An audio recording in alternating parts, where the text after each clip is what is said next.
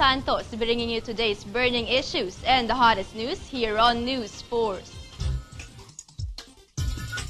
Here are the headlines on News Force.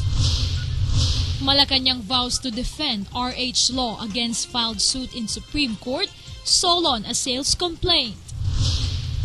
More than 200 sea passengers rescued in Dumaguete. Alleged suspect in stray bullet case surrender. Brunei vows to help resolve West Philippine Sea row in next ASEAN summit. International operations arrested more than 200 child porn suspects. And Kevin Jonas reveals life with wife Danielle in reality show.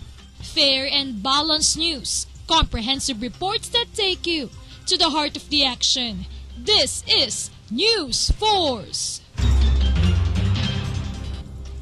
The Malacanang welcomes anti-reproductive health suit. Here's the report.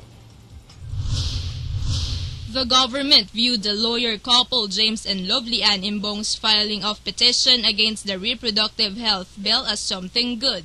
Presidential spokesperson Edwin Lacerda said the petitions filed are welcome since the government through the Office of the Solicitor General will be prepared to defend the RH law. Maganda po yung ginawa nila, at least umakyat na sila sa Supreme Court. Alam naman natin na yun po ay, that was expected from our friends who were opposing the RH law. Now that it is before the Supreme Court, the government through the OSG will be prepared to defend the RH law. The RH law mandates the state to provide reproductive health services, including access to contraceptives, information on family planning, and age-appropriate sex education to school children. Arguing that this was unconstitutional, the Imbongs petitioned the High Court to stop the government from enforcing the law. Lacerda, however, said the contention that was raised by Mr. James Imbong is not something new, as his issues had already been raised and answered during the congressional debates. On the other hand, Budget Secretary Florencio Abad believes it was right for the Imbongs to question the responsible parenthood and reproductive health law. However, Abad noted whether the petitioners would succeed was another matter. For GNN, Tin Santos, News Force. Department of Budget and Management or DBM was accused of double standard for releasing pork barrel funds to pro-administration congressmen while withholding the share of opposition lawmakers. As a proof of having double standards, Zambales Representative Milagros Magsaysay cited DBM's release of 140 million pesos in pork barrel funds to former Dinagat Island Congressman Ruben Ecleo Jr. through a caretaker congresswoman. Magsaysay reiterated a former Solon still gets his Priority Development Assistance Fund or PDAF, while opposition congressmen's districts have been languishing for several years now as DBM refuses to release their PDAF. The Communist Party of the Philippines decided to extend its ceasefire declaration until January 15. Precious Aquino has the report. The Communist Party of the Philippines or CPP decided to extend its ceasefire declaration until January 15 after the Philippine government has announced of honoring the suspension of military and police operation up to the same date. With the extension of the truce, the CPP Central Committee advised all commands and units of the New People's Army, the leftist group's armed wing, and the People's Militias that the end of the ceasefire declared on December 20, 2012 has been re-extended. According to the CPP, the declaration was issued upon the recommendation of the National Democratic Front of the Philippines or NDFP, the political wing of the CPP and NPA. This developed being belatedly informed of formal order by President Benigno Aquino III extending the suspension of offensive military and police operations, further adding that the re-extension of the ceasefire order may help in advancing peace progress.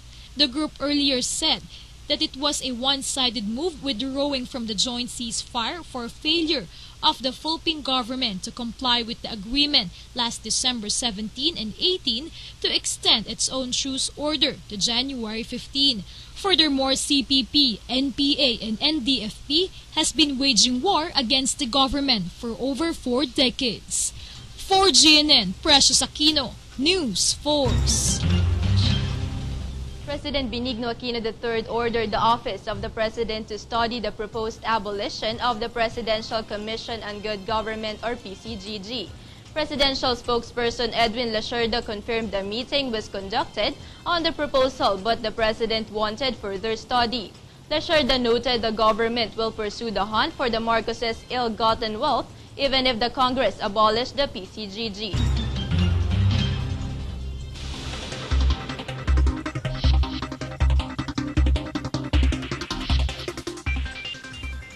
Weather Bureau Pagasa said Tropical Storm Auring is now moving away from the Philippines. However, nearly 800 families were still evacuated. As of the moment, only southern Palawan remained under signal number 1.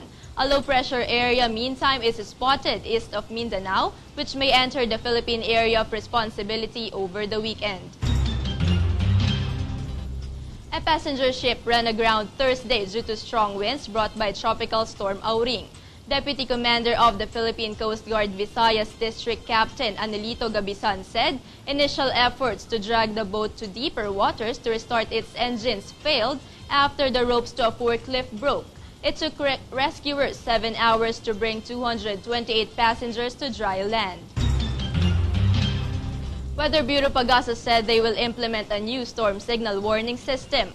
According to presidential spokesman Edwin Lasherda, members of the communications group have already talked with the representatives of Pag-asa regarding the new storm signal warning system. Lasherda added the new system will also consider warnings regarding the strength of typhoon aside from its wind strength that will hit a certain area. SOP is to provide identify areas that will be hit by the path of the LPA. And so we have pre-positioned goods already in those areas, and also the local government units have already been warned. I think our level of preparedness has improved, and the local government officials are more than aware of what they need to do in times of storms. United Nations allocated $10 million fund as life-saving assistance to families affected by Typhoon Pablo. The government will use the said fund for emergency shelter, debris cleaner, water and sanitation, nutrition, protection, and health. Office for the Coordination of Humanitarian Affairs in the Philippines head David Carden said UN Central Emergency Response Fund's timely support will play a critical role to take early action and response to reduce the loss of life. Suspect in stray bullet case surrenders. Brunei vows to help resolve West Philippine Sea row in next ASEAN Summit. Stay tuned for those stories and more reports when News Force returns.